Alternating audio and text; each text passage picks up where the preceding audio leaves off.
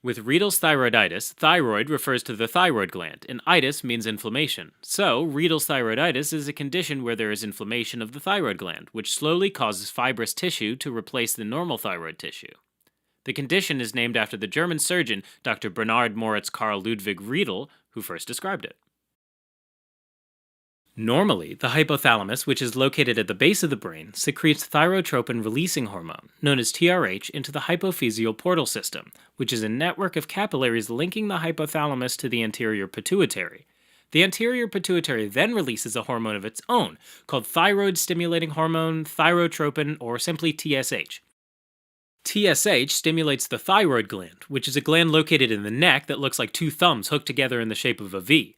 If we zoom into the thyroid gland, we'll find thousands of follicles, which are small hollow spheres whose walls are lined with follicular cells and are separated by a small amount of connective tissue.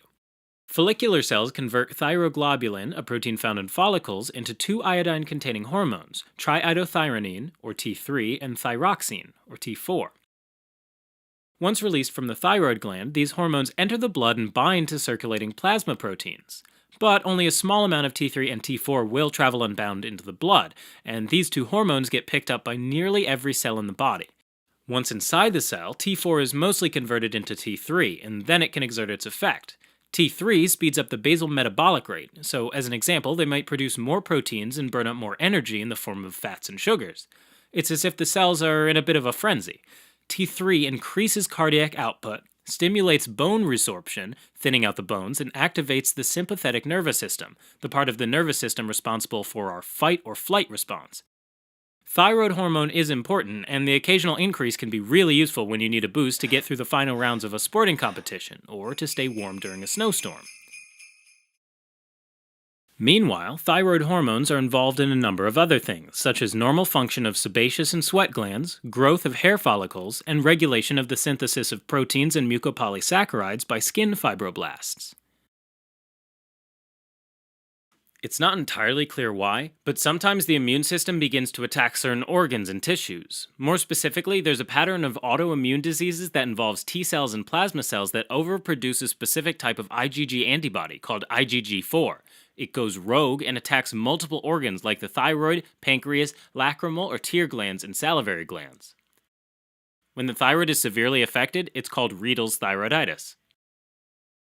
In Riedel's thyroiditis, we don't know what IgG4 antibodies do exactly, but we do know that the T cells release cytokines that attract macrophages and neutrophils, which in turn damage the thyroid follicles. Over a period of weeks to months, the loss of healthy thyroid tissue eventually leads to hypothyroidism. The cytokines also activate fibroblasts, which are cells that normally reside in the tissue between follicles. Fibroblasts produce fibrous connective tissue, and when they're activated chronically, they generate so much protein that the thyroid gland simply fills up with dense fibrous tissue, making it large and hard. The enlarged thyroid gland is called a goiter. What sets Riedel's thyroiditis apart from other autoimmune thyroid inflammations, like Hashimoto's thyroiditis, is that the fibrosis doesn't stop with the thyroid gland. The inflammation destroys tissue planes and extends beyond the thyroid capsule.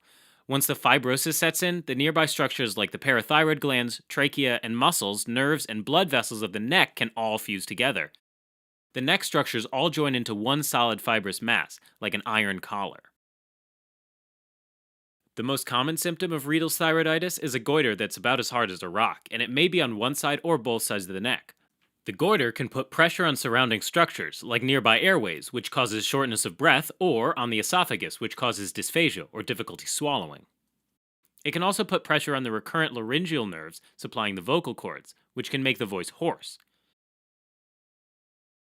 Hypothyroidism can cause symptoms like a lack of energy, constipation, dry skin, or cold intolerance. Diagnosis of Riedel's thyroiditis typically involves low thyroid hormone levels and increased TSH levels. Radiological imaging with an ultrasound, CT scan, or an MRI might show an enlarged thyroid gland which may compress surrounding structures.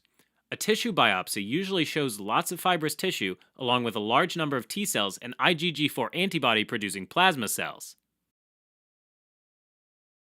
Treatment of Riedel's thyroiditis includes corticosteroids to suppress the immune system and thyroid hormone replacement to correct hypothyroidism. Surgery may be done to remove a goiter, but it can be difficult if it's spread to nearby structures. Alright, as a quick recap, Riedel's thyroiditis results from T cells infiltrating the thyroid gland, and IgG4 antibody producing plasma cells generating antibodies that attack the thyroid gland. Typically, there's a large goiter that can put pressure on nearby structures like the trachea, esophagus, and recurrent laryngeal nerves, as well as symptoms of hypothyroidism, like weight gain and cold intolerance.